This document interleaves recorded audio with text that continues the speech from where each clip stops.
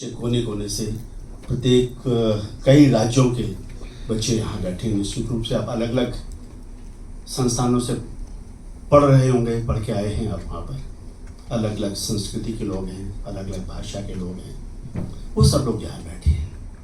और हम सोच रहे हैं कि हम आज चिंतन इस बात पे कर रहे हैं कि 2047 का भारत कैसा होगा, 2047 के भारत की परिकल्पना क्या होगी। मैं उस विषय में बात करूँगा कि इस परिकल्पना में भाषा, संस्कृति और युवा, ये तीनों मिलकर 2047 के भारत की कैसे तस्वीर प्रस्तुत करेंगे, इस बात पे हम लोग चर्चा करेंगे। क्योंकि अगर हमारी प्रगति में, हमारी उन्नति में अगर कहीं भाषाएं छूट जाती हैं, हमारी अपनी भाषाएं, अगर हमारी संस्कृति छूट जाती है, हमारी अपनी संस्कृति, 7000 वर्षों की संस्कृति, भारतीय सभ्यता की संस्कृति, वो अगर छूट जाती है तो हम 2047 के भारत में पहुंच भी जाएंगे, तो वहां पहुंच कर हम करेंगे क्या।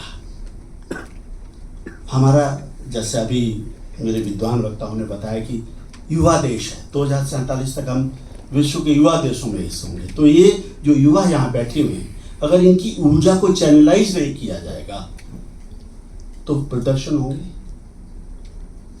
एक ऐसी भीड़ जिसके अंदर अथाह ऊर्जा है, अगर उसकी ऊर्जा को चैनलाइज नहीं किया जाएगा तो वो भीड़ तंत्र में बन जाएगी, और भीड़ कहाँ लेके जाएगी ये भगवान ही जानता है क्या होगा।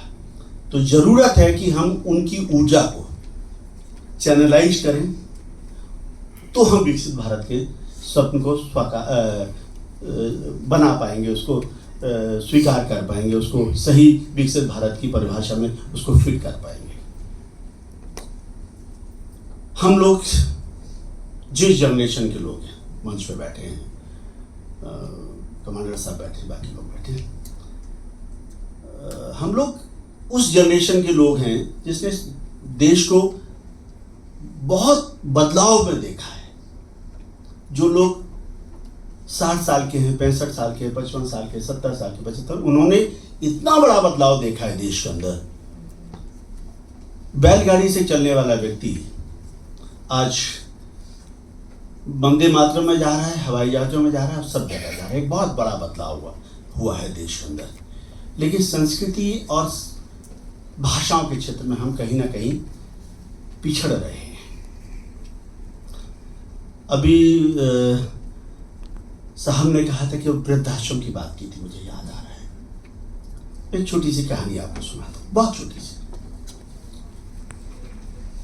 किसी व्यक्ति के पास एक फ़ोन आता है और वो कहता है कि मैं इस वृद्धाश्रम से बोल रहा हूँ, आपने आज अखबार में एक विज्ञापन दिया है कि आपका कुत्ता खो गया है, जिसके ऊपर आपने 50,000 रुपये का इनाम रखा है। आपका कुत्ता हमारे वृद्धाश्रम में आ गया है और वो आपके पिताजी के साथ खेल रहा है, आप आके ले जाइए। कहानी समाप्त होगी।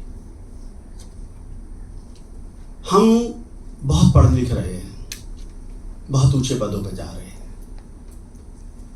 यूरोप चले जाएंगे, अमेरिका चले जाएंगे, यहाँ बहुत पढ़ा रहे हैं, बहुत पढ़ा रहे हैं, लिखा रहे हैं, बच्चे पढ़ रहे हैं, लेकिन कहीं ना कहीं हम संस्कार देने में पिछड़ रहे हैं। इसकी जिम्मेदारी, हम शायद सही संस्कार अपने पीढ़ी को नहीं दे पा रहे हैं। हमारी आमदनी बढ़ रही है, जब हम प्रगति कर रहे हैं, तो इतने सारे वृद्धाश्रम क्यों बन रहे हैं? क्यों केरल के अंदर, इस देश में सबसे ज्यादा वृद्धाश्रम है, जहां पर साक्षरता की दर सबसे अधिक है? तो इसका मतलब हम कहीं संस्कार में पिछड़ रहे हैं।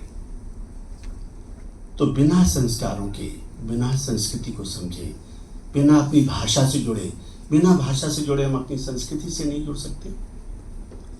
इसका मतलब ये नहीं कि मैं किसी भाषा की बुराई करता हूँ। जो भी भाषाएं पढ़ाई जा रही है वो सभी बहुत महत्वपूर्ण भाषाएं हैं। उनमें से अंग्रेजी भी बहुत महत्वपूर्ण भाषा है, उनमें से रशियन भी बहुत महत्वपूर्ण भाषा है।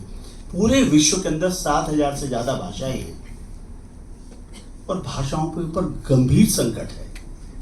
इस सदी के अंत तक ऐसा कहा जा रहा अनुमान है कि सिर्फ 200 भाषाएं बचेंगी। हमारे यहाँ 1900 कुछ भाषाएं हैं। उनमें से कितनी बचने वाली पता नहीं। हर 3 महीने के अंदर एक भाषा मर जाती है। भाषा अकेली नहीं मरती है, भाषा के साथ वहाँ की सभ्यता मरती है, वहाँ की संस्कृति मरती है, आचार विचार व्यवहार सब चीज चले जाते हैं। तो भाषाओं के ऊपर गंभीर संकट है। अभी नई शिक्षा नीति आई है। कितने लोगों को पता है कि 2020 की जो नई शिक्षा नीति आई है उसके अंदर भाषाओं के लिए क्या कहा गया है? भाषाओं के लिए कहा गया है कि भारतीय भाषाओं में शिक्षा होनी चाहिए। सरकार ने इस बात को महसूस किया कि सबसे ज़्यादा मौलिक चिंतन तो अपनी मातृभाषा में होता है। जो हमारे मन में विचार आता है कि हमारी मातृभाषाओं में आते हैं, तो हमारी मातृभाषाओं के माध्यम से जो शिक्षा मिलेगी उसके अंदर हम नवाचार को बढ़ावा देंगे, इनोवेशन को बढ़ावा दे पाएंगे, तो हम बहुत उन्नति करें। एक सरकार ने एक भारतीय भाषा समिति बनाई है। बहुत सारे लोगों को जानते होंगे कि भारतीय भाषा समिति का इतना हायर एजुकेशन डिपार्टमेंट मिनिस्ट्री की तरफ से बनाई गई है, जिसके अंदर भारत की भाषाओं को संरक्षित करने, उनके माध्यम से पढ़ाई की बात की गई है। सरकार ने एक कदम और आगे जाकर भारतीय भाषा उत्सव मनाने की घोषणा की। कौन से तारीख को भारतीय भाषा उत्सव मनाया जाता है, कुछ बता पाएगा कोई? प्रत्येक वर्ष 11 दिसंबर को हम लोग भारतीय भाषा उत्सव मनाते हैं। भारत सरकार की ओर से मनाया जाता है और उसके अंदर वो सुब्रमण्यम भारती उनके जन्मदिन के ऊपर मनाया जाता है। और मैं पूरे गर्व के साथ कहना चाहता हूँ, मैं जिस संस्थान से आया हूँ वो पहला ऐसा संस्थान है जो 2022 से भारतीय भाषा उत्सव जब शुरू हुआ, उसका पहला भारतीय भाषा उत्सव तालकटोरा इंडोर स्टेडियम के अंदर 10,000 बच्चों के साथ, 9,000 से ज़्यादा भारतीय भाषा के शिक्षकों के साथ, लगातार मिनिस्ट्री ऑफ कल्चर के साथ, संस्कृति मंत्रालय, इंदिरा गांधी राष्ट्रीय कला केंद्र, अम्बेडकर अंतर्राष्ट्रीय केंद्र के साथ मिलकर हम लगातार उस उत्सव को मनाते हैं। और उस उत्सव के अंदर जो भारतीय भाषाओं के अंदर बहुत अच्छे अंक लेके बच्चा पास होता है, उन बच्चों को और उनके शिक्षकों को सम्मानित किया जाता है। करीब 1200 से 1300 विद्यालय जुड़े हुए हैं, करीब 1500 से 1800 भारतीय भाषाओं के शिक्षक जुड़े हुए हैं। दिल्ली के अंदर 9 भारतीय भाषाएं पढ़ाई जा रही हैं, उनके सभी शिक्षक जुड़े हुए हैं। पूरा एक नेटवर्क बना है। अब लगता है कि इससे क्या हो रहा है, क्या हो जाएगा? मैं क्योंकि दिल्ली के स्कूलों से जुड़ा हुआ हूँ, दिल्ली विश्वविद्यालय के सभी कॉलेजेस में 60-65 कॉलेजेस के अंदर हम लोग लगातार कार्यशालाएं चलाते हैं। जो भारतीय भाषा के जो शिक्षक थे वो खासकर निजी विद्यालयों के अंदर बहुत अपने आप को दबा, पिछला, अलग कोने में बैठे हुए, सिमटे हुए मानते थे वो अपने आप को। लेकिन 2015 से हमने भारतीय भाषा के शिक्षकों को और उनके बच्चों को सम्मानित करने की घोषणा की। तो जब वो इतने बड़े मंच पर, जिस पर राष्ट्रपति महोदय के हाथ से वो अपना तहसील लेके जाते हैं, प्रमाण पत्र लेके जाते हैं, तो वो जो कॉन्वेंट स्कूल्स हैं, चाहे आप बड़े बड़े स्कूल में, आप DPS आर्केबम से लेके आप स्प्रिंगडेल से लेके आप रियान इंटरनेशनल, कोई ऐसा बड़ा ब्रांड नहीं जिसके बच्चे आते नहीं हैं। और उन बच्चों को उनके विद्यालय में दोबारा जाके एक फंक्शन किया जाता है, उनको वहाँ पर सम्मानित किया जाता है, उनके शिक्षकों को सम्मानित किया जाता है। पहले वर्ष 25 विद्यालय आप आए थे हमारे यहाँ, जिनका था।